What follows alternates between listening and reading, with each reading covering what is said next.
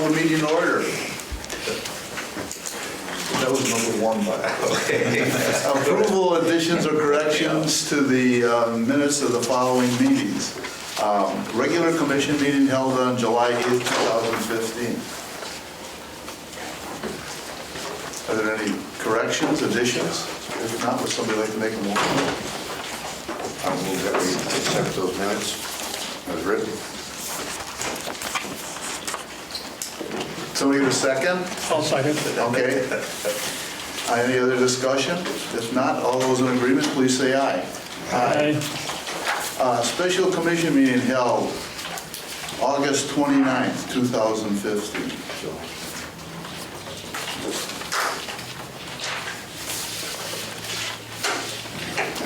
Move for approval. July 29th. Move for approval. Okay. Second. All those in agreement? Aye. Aye.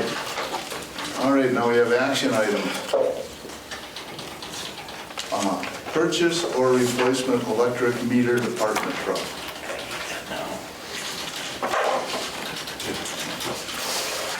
Jeff, our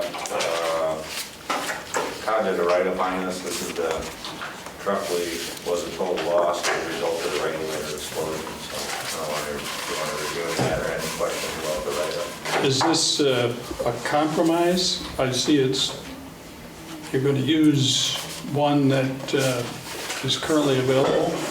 It was a 3/4 ton all-wheel drive truck that was lost, and this is the same type of truck.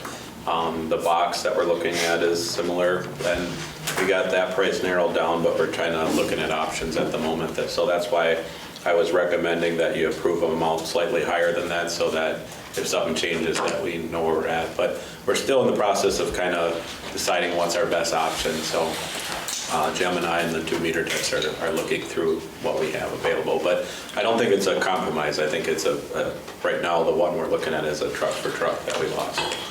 And since the chassis is actually in stock, we'll have to wait for a while for them to put all the fiberglass stuff on that we use for trucks for storage and stuff like that. So it'll, depending on what type of storage we order on it, it's going to be anywhere from a month to 3 to 4 months to get it in, from if we order it Monday or whatever.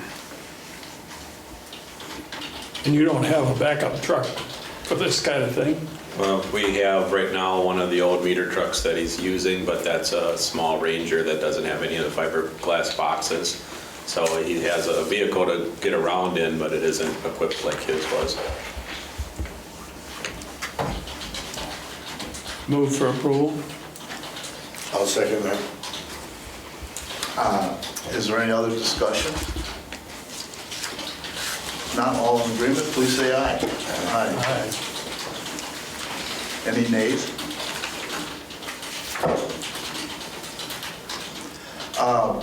WWLC scholarships. Yeah, we had, as you recall, we had one of our special commission meetings, we had a long discussion on our scholarships, not only the content of the actual policy, which we provided to you in the meeting packet, but also ways for us to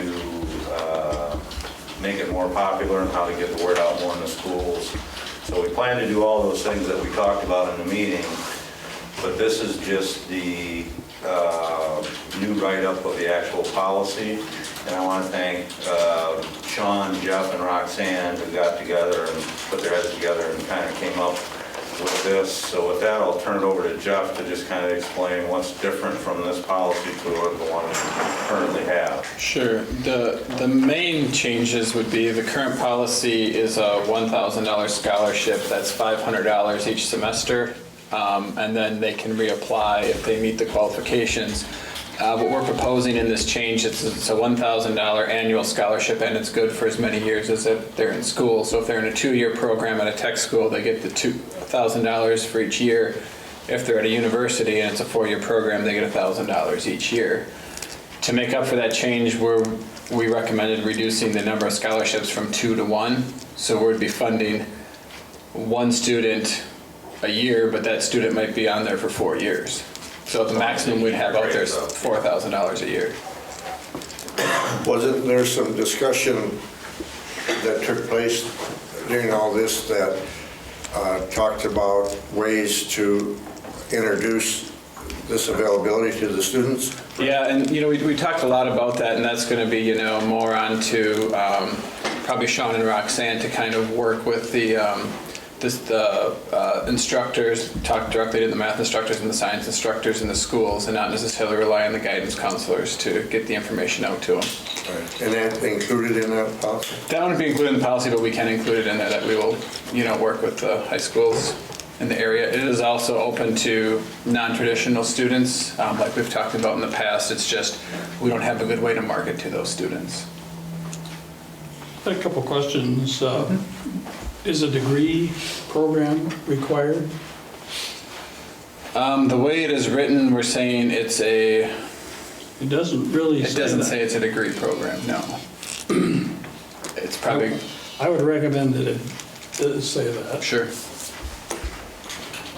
And the other question that I have is the statement about eligibility is a little bit vague. So what would proof of eligibility consist of? That they're a full-time student and they've maintained a 2.7 GPA. Okay, and what kind of credential would you require to prove that? Probably their transcript, an unofficial copy of their transcript would suffice on that. And then they would fill out the same documentation they do now as far as doing the essay and answering all the questions we have in the actual application. That's a good idea, to change it to a degree program, whether it's a 4-year degree or just a 2-year tech degree. I'm a little nervous about that proof of eligibility part too. Primarily because I manage this foundation, and I find that there's lots of ways to game the system. Sure. We actually require that the funding go to the academic institution and that it be provided after the drop add date, so that you're sure the student is in fact enrolled at the time you make the deposit. And we did discuss that in quite detail as far as, should it go to the school or should it go to the student? And, we ended up on the side of going with the student, but I don't think, we're married to that idea and, we're flexible with that. It's a valid point either way. It could definitely go to the school that way too, and they can disperse it. That would be my recommendation. And then you're covered. It's not going to be gamed. Sure. Yeah, the change will be an official policy change, so that'll have to come back probably near the end of the year when we do the annual policy reviews and changes that way. So we just wanted to get this to you for feedback, and then we'll incorporate these into the official policy that we'll bring later this year. So we appreciate all the feedback. Do you have something? Yeah, I was just going to say, for perspective, I don't know how your scholarships are administered, but one of the things that we found was, so I encourage I don't know, it's 150 scholarships or whatever, but one of the ways that we get a lot of applicants is that they go through it's an online process. And so based on all of their entries, then it spits out, here's what you're eligible for, you know what I mean? So if somebody had no concept that this was available, but they've got a 3.0, they're looking at an engineering field, for example, it would pop out, Sure. Something like that. So just something to consider. I'm not sure how you solicit applicants. Sure. I mean, directly from the schools or. Historically, it's been, going to the area high schools and just letting them know that it's available. Actually, we've been giving it to Encourage Foundation. Well, you have? Yes. Okay, because that's a way to hit. Every year, Yeah. they contact us, and I'm in contact with them first, and ask if we're still doing it and stuff, so they are aware. Well, good. That's a way to hit. Okay.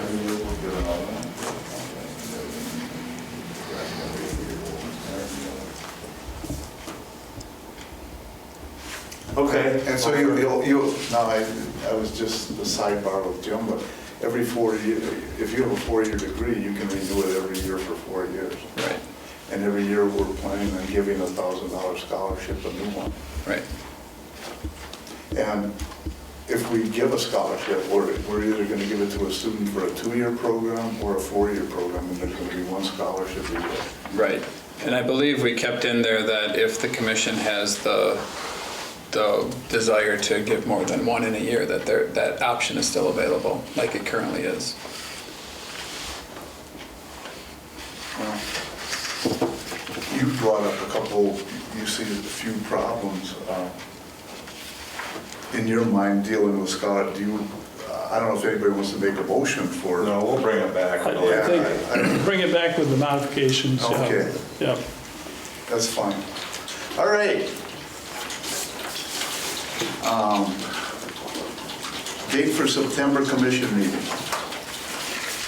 We have a conflict with one of our commissioners for our September meeting, so I thank Roxanne for checking with the rest of the commissioners to come up with an available date. I think the only one that worked for everybody was actually September 1st.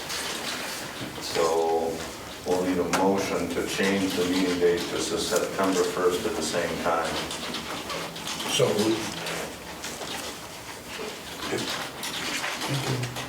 Second? Anybody second it? I'll second it. All right. I'm a biased party here. You want to third it? All those in agreement, please say aye. Aye. Any nays? Okay. Safety committee.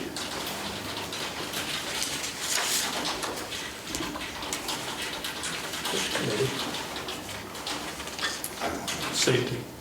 okay, you got that, okay. Nobody has anything? Line superintendent's report?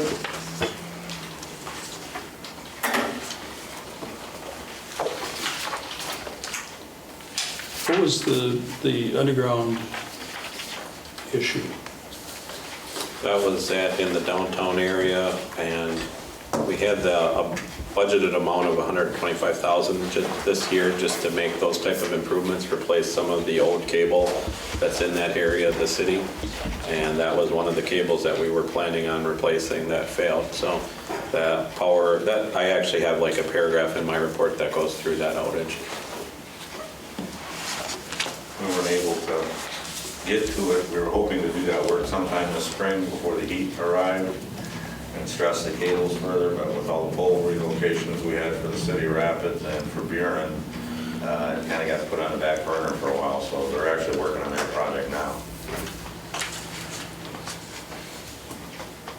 I'd like to bring something up now, Todd, from this end, from reading the rest of it too, so I don't forget it. Sure. Is it possible that you might be thinking of having your own direct boring machine? We've been looking at the cost for that, and Jim and I again have sat down and met with that to talk about it for next year. But you know, we're kind of thinking that the liability that if you hit something could be a concern. So that's kind of why we're not too, you know. I was just wondering, because you got coming up. Yeah, so right now we were thinking of maybe increasing the budget that we normally have for underground boring so that we can do more with the contractor. That's kind of what we kind of decided. Okay, thank you. Yep. So the way you're operating now, you're hiring a contractor to do the boring, and he holds the liability if you Correct. touch something. Right. We do the open trench cut stuff, but we hired the boring out for the contractor. Yeah. And we are looking at adding a mini excavator for the budget for next year because we think that could actually be a device that they could use for some of these. Okay. Anything else? Water department operations. What were the findings with the leak surveys? Leak survey, he actually found 6 different water breaks or service leaks. We actually fixed one of them today over on Sampson Street. It was a 6-inch main that was running. So we're in the process of, over the next couple weeks, getting these other ones that we found and repairing them. then we have a list of hydrants that were noisy. We will check them once we get our hydrant flushing done. We'll go back and check these hydrants that he heard noise on and see if there was something that was just because they flushed it and didn't quite have it turned off, or a rock or something in it, and make sure that we're all not leaking as well.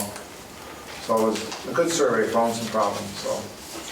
Does it look like it'll close up the Well, gap? this is what I was gonna address. I had asked Dale earlier this week what our loss numbers, if they were closing the gap, and they have been. I think the big issue besides, these leaks, we'll find out how bad they are as we fix them, but, we had the water tower issue on the left side that was leaking. I think that might have been the main contributor to our loss thing. It was probably going on a while before we caught it. Which one was that? The west water tower. Main field, yeah.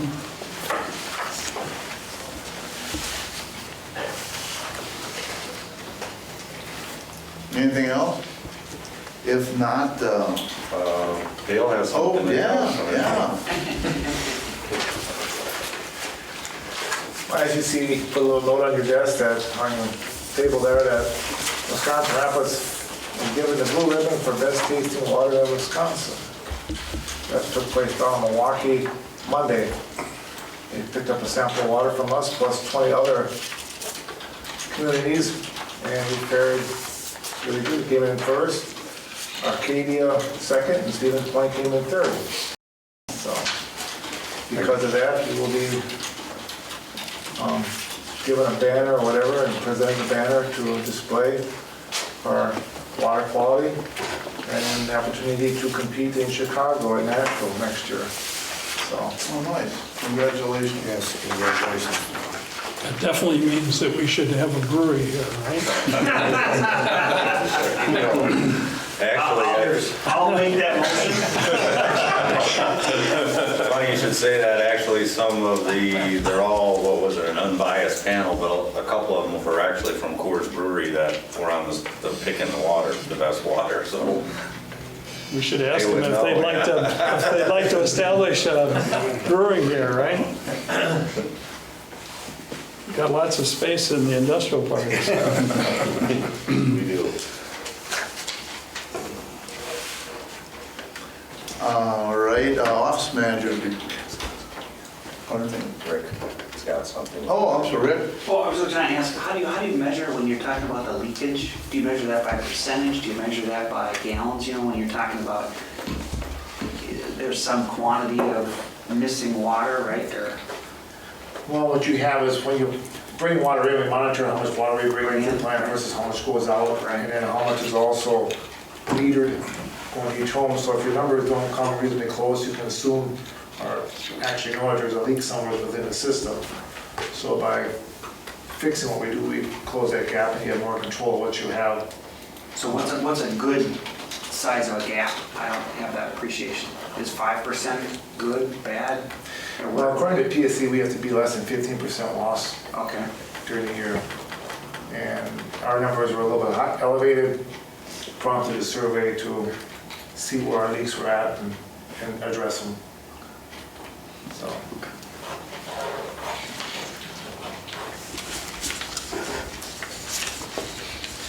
Okay, office manager's report.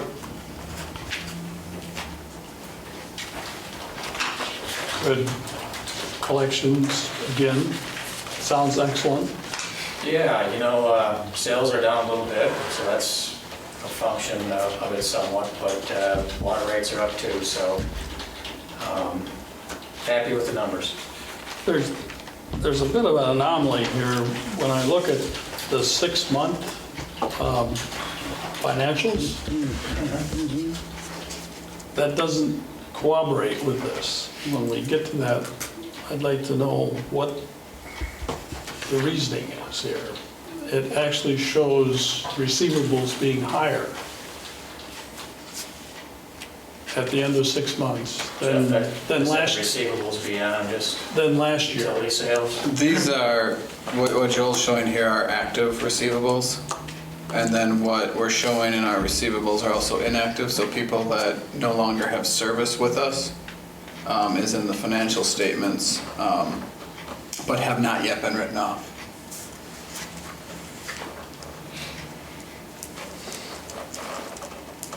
There's quite a increase from last year. There is. Yeah. Both water and electrical. And the accounts I'm showing you here are accounts we're actively collecting in-house. Active accounts.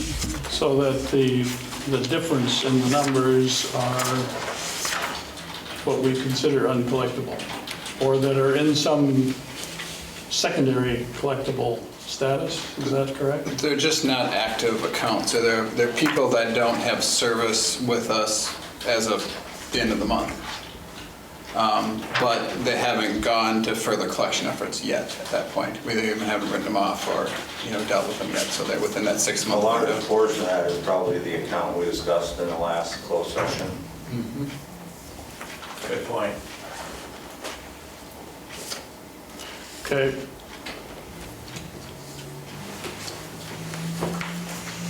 Anybody else have anything? If not, Director of Finance? But I have one more question. Okay. Do we have a number for the post write-off recovery percentage? Okay, we make the decision to write it on X, you send it to the secondary collection possibilities, then what's the percent? If I'm understanding your question correctly, I would say no. We have a true final uncollectible percentage, but that's net of anything we collect that we write off out of here. I think what you're asking is what percent of what you guys write off is collected, correct? Yep, I exactly. think we can put something together. Okay, thank you.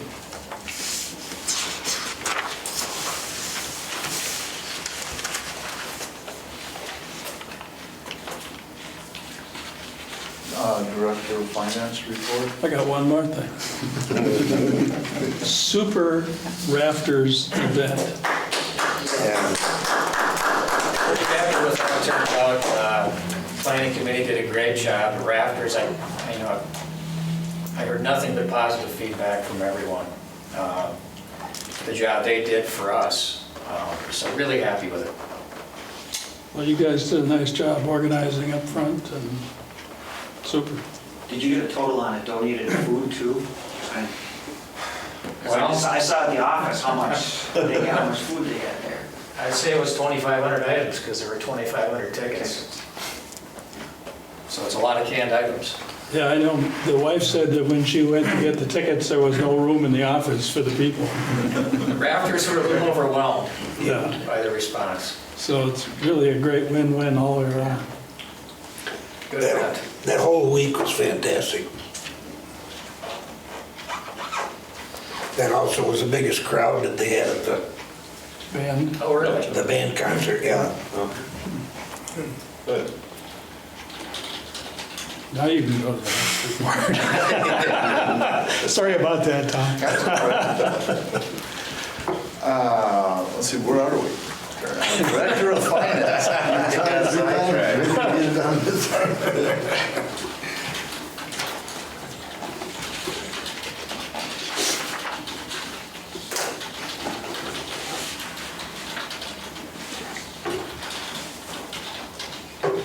Nobody has any questions, maybe Jeff can give a quick update where we're at on refinancing our electric revenue bonds. We've made some progress there with, well, I went to the finance committee and got it approved by them, and there's been some action since then too, so I'll let Jeff tell you. Yeah, it's, as of today, right now, it's going to go next week to council to approve it. And then we've got, the city's agreed to have a special meeting August 31st in which they'll approve the sale, so our bond should be in place by the end of August. So when we meet on September 1st, we should be able to give you that information as far as what the sale was and what the potential savings are going to be because of that sale, so that'll be good.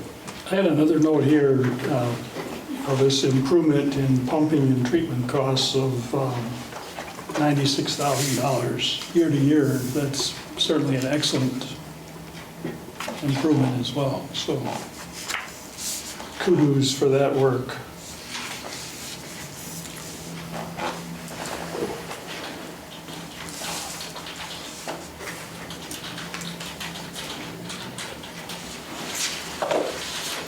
Anything else? If not, Information Systems Administrator.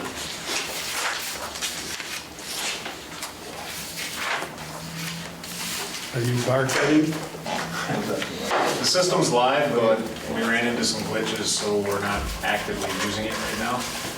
But the programmer was out yesterday, and he's working on it today to get everything fixed. So hopefully I'll hear something by the end of the day.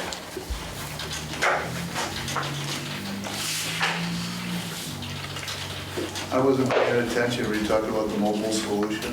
Nope, barcoding. Barcoding, okay. I have a note on the mobile solution.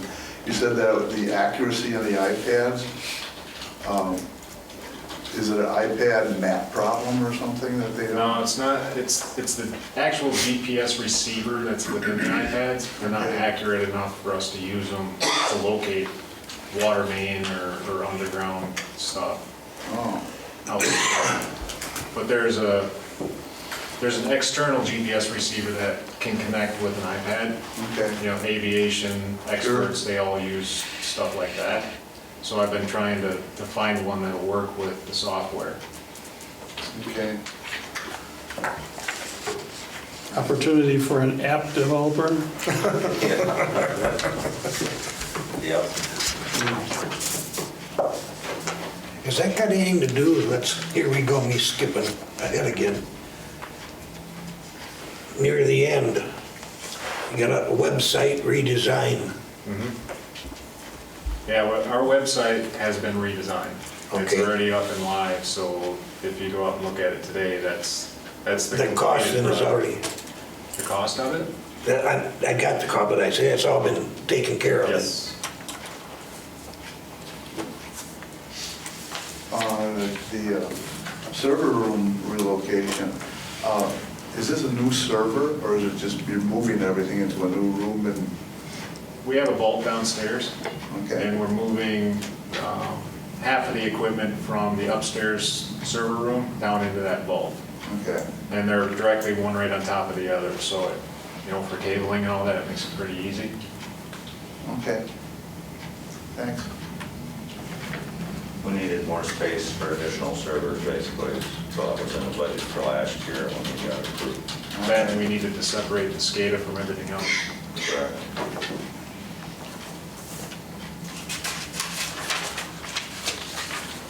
Anybody else have anything? Not conservation manager?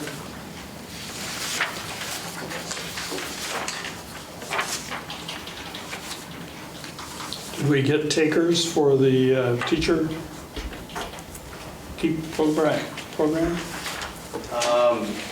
We haven't. In fact, I was kind of updated through the University of Point last week that Emmanuel and the Lincoln High School teachers that we were looking at giving the 2 scholarships to have other engagements going on. And so we need to reach out, Keep is finding someone in the school district area to take the place of the scholarships. It looks like there is a teacher from house school that is interested in it. I haven't received the details as of quite yet if we're going to be giving her that scholarship. So there are a few changes there. It might be 1 scholarship, which would be half of that amount of $848 given one instead of 2.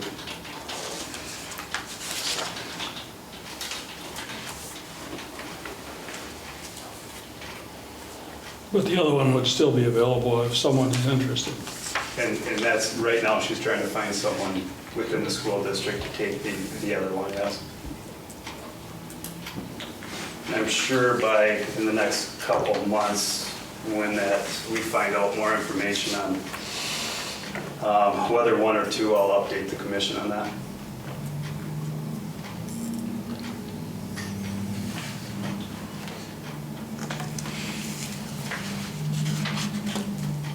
Director of Engineering and Electric Operations.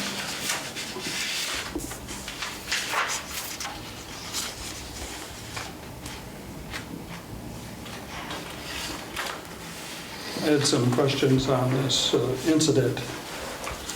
Are there some indicators that we need that we don't have? that Yeah. could- I reached out with Energis, which is a testing company that we contract out for substation work. And the only recommendation that they had that we aren't doing right now is we were doing oil samples every 3 years on regulators, every 1 year on transformers. They're recommending every year on regulators as well. They said that if there is some arcing happening inside the can, that this carbon test that they'll do should find that, and that'll be an indication that we want to take that out of maintenance or out of service and do some maintenance on it. So that was the one recommendation that I added, I think, in my last paragraph, that we'll start doing that. Simple question, trucks proximity. Yeah, these were the only 3 regulators that we have mounted on a pole, and they were out in a, like a abandoned area behind the buildings. So that's what we had done in the past, is drive the truck up to the regulator and then get out of the truck and then operate it. Now, hindsight of what happened, it probably wouldn't have been a good idea to do that. It would have been better to keep some distance, but that's something that you look back at now and say, well, But it's something that would be in training in the future? Yeah, well, and after this happened now, we took the other 2 regulators out of service, so we no longer have that type of equipment on the system. Everything is in the substation itself, and the truck would be parked outside the fence, and then they would be walking into the substation. So the incident shouldn't repeat itself in the future. Hey Todd, you talked about the taps on the transformers. Are they checked because they're always different, or is there different outcomes and you have to change the taps on these regulators? Yeah, see what a regulator is doing is it's looking at the daily load, and then it's adjusting the voltage to compensate for that. So it's constantly moving. Now, a transformer that you see up on a pole, or the ones that we have in the substations, except for the 2 at West Wisconsin Rapids, they have permanent tap positions that you manually have to move. And so how we've set the majority of the system up is the regulators are at the substation feeder. They're always looking at the load and adjusting accordingly, but the transformers out in the system are at a permanent spot. Now, the reason we had these in place was because we added the consolidated water power customers onto our system. Our system voltage is 13,200.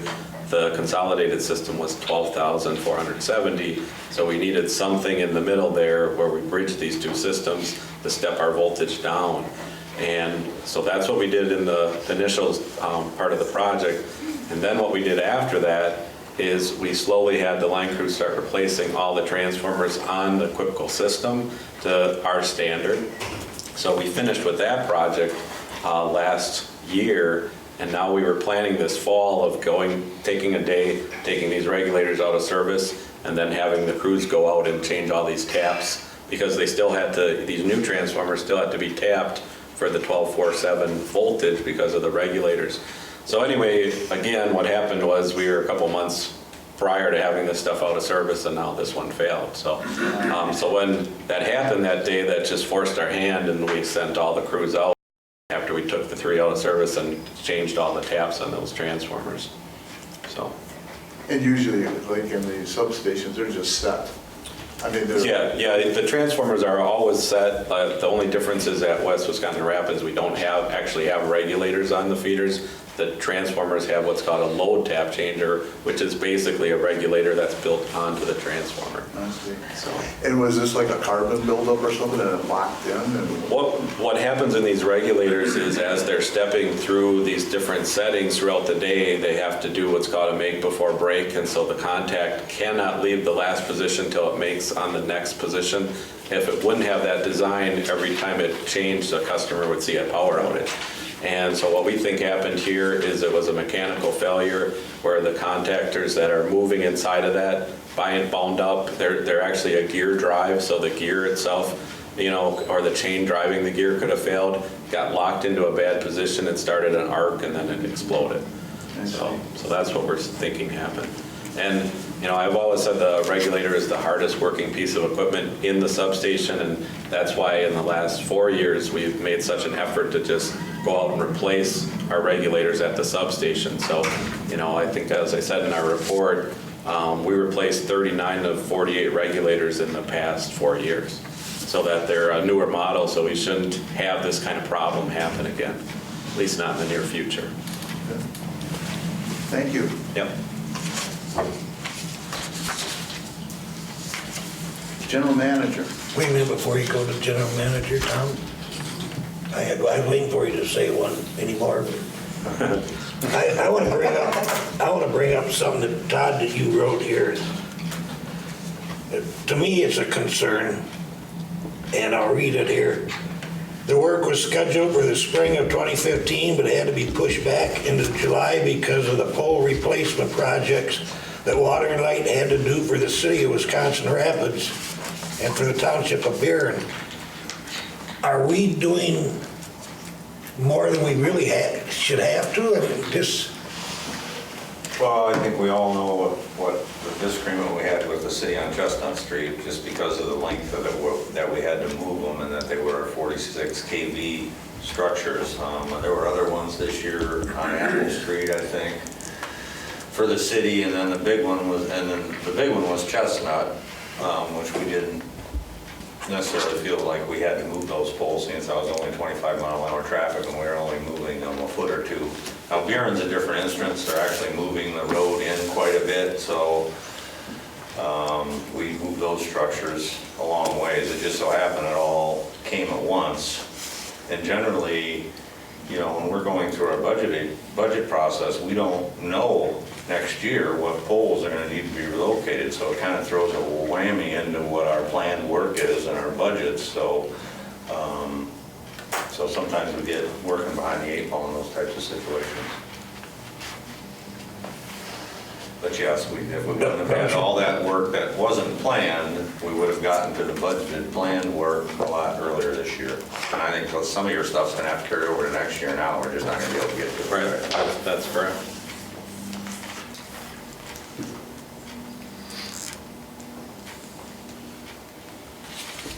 Would you like to continue on, Jim? Is there anything else you want about your report? No. I think this will be the general manager report.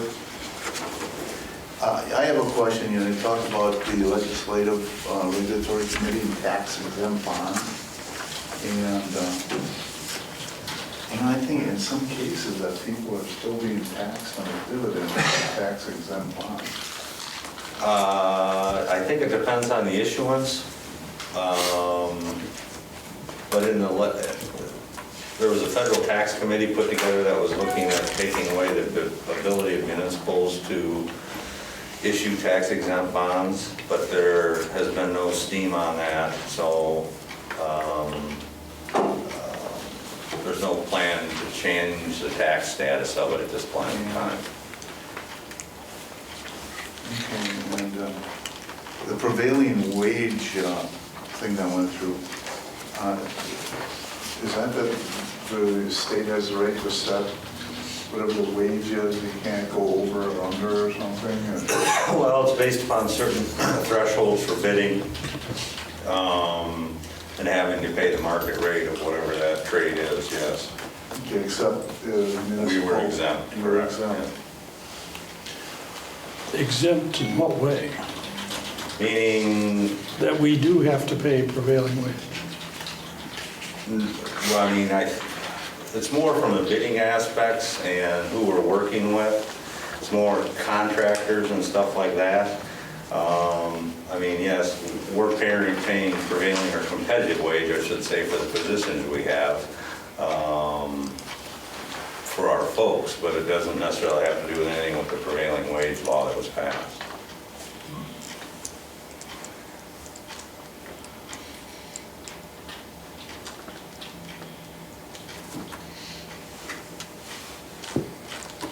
Actually, I think all the unions within the state were actually against this bill. This was another Republican thing. So I don't know how it impacted them, but.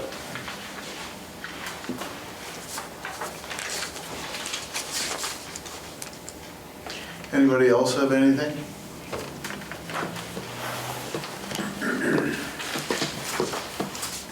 Say, Jeff, could I ask you a couple questions about the profit and loss statement? Sure. I noticed in here the athletic field lighting. I'm wondering, why is that a line item? Because it's, pretty much my electric bill. I mean, is it that important? It's just one of the breakouts when we look at our different rate classes, and that's why we break there's it a out. different rate It's a class for specific rate class athletic just for field athletic lighting? field lighting, right? And then the power adjustment clause. You have a negative $442,000 for Year to date. year to date, and it shows the current month to date was $67,816. Now, is that like, what is that based on? Is that like a budget number that? There's a formula to come up with that power cost adjustment clause. So essentially, it's making sure you're paying the true cost of power versus what the rate the PSC sets for our threshold. So you pay so much per kilowatt hour for your power, residential power at home. What the power cost adjustment clause is doing is taking a look at what you actually paid for that power and then doing a true up that way to make sure, we're not overcharging or undercharging for that power that we use during that month. Okay. I see. And I think on the water utility, the chemical costs look like they're cut in half for the year to date. A lot of it has to do with kind of twofold, and Dale can kind of elaborate a little bit, but last year was the changeover from using lime and everything to using caustic, which was a cost savings that happened in April, I believe, end of March. Yeah, March, April. So we had 3 months of having to use, Okay, so the lime is really more expensive than the caustic Between the soda? lime and the alum, Okay. you got rid of two components that you used before, you don't need them anymore. So your cost for chemicals, so to speak, has gone down. And the other We're piece, using less of the polymer too than we would like the lime and the alum, so that's another. Why the overall cost for the bill plan are down are because of that project. 1% and less sludge to the city, so we're getting less bill than sewer, and then with all the savings from the chemicals. and last year we did have a lot of water allowed to run, and we had a lot of water breaks, so there was a lot more water going out of the plant than there is this year. And then again, in the water system, the employee pension and benefit, that's like $60,000 more. Is that due to accruing early for vacations in the beginning of the year, or? I'm just going to find that in here. That's the comparative operating expense statement? Yeah, I can take a look at that. I'm guessing it might just be, last year in June or something that might have been booked in July that we got it from the city for the health insurance bills and stuff. Oh, okay. So it might have just been a month late. So, but we're trending. The bill was a month early or a month late or something? Right. Exactly. Because I would think the vacation accrual will start to flush out with people using it, right? Or- Right. Yeah, as we get closer to the year, it'll be okay that way, right? Okay.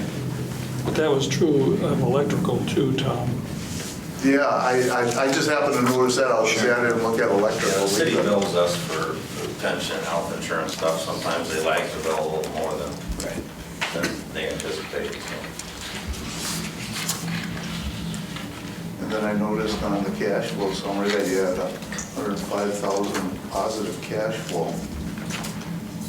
July's usually a good. Not paying bills or something. July is typically a positive cash flow month for us, so. All right, accounts payable, review accounts payable. So one more question on this. With the lower energy costs, we're showing power production expenses are actually slightly above. There was a rate increase on our wholesale power cost this year, which is, even though we're using a little less power, it's still costing us just a little bit more because of that increase. So somebody's making out like a bandit, lower fuel costs, and they're charging us more.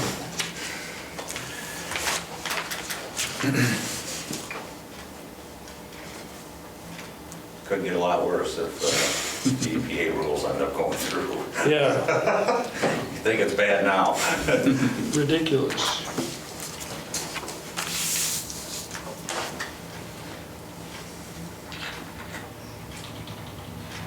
On the check register of City of Wisconsin Rapids, pension, bonds, insurance, and labor, $129,000. What do you mean by pension bonds? They took a bond out several years ago to pay for some post-employment benefits Okay. for some employees, and that's just our portion of that bond. The major portion of that is insurance for that Yeah. bill. That pension bond is a quite small amount of that total.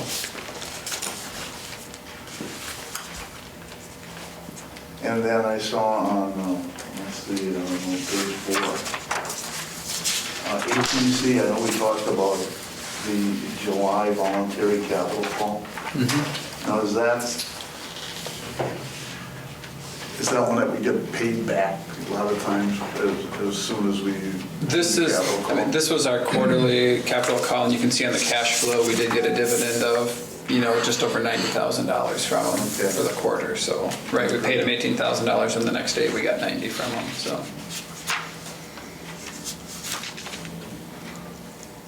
Pretty good trade-off, isn't it? It is wonderful. I don't know if that's the total trade-off.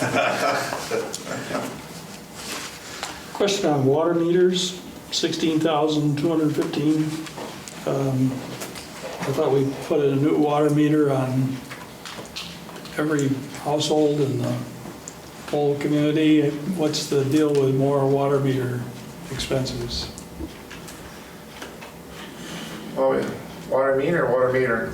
Meters. It's meter purchases, obviously.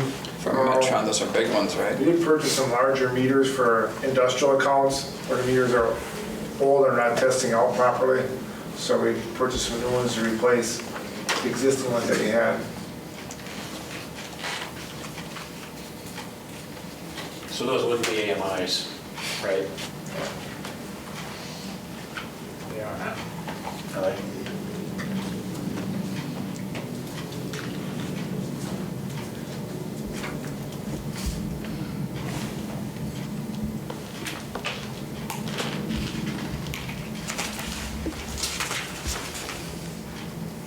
That's all I have.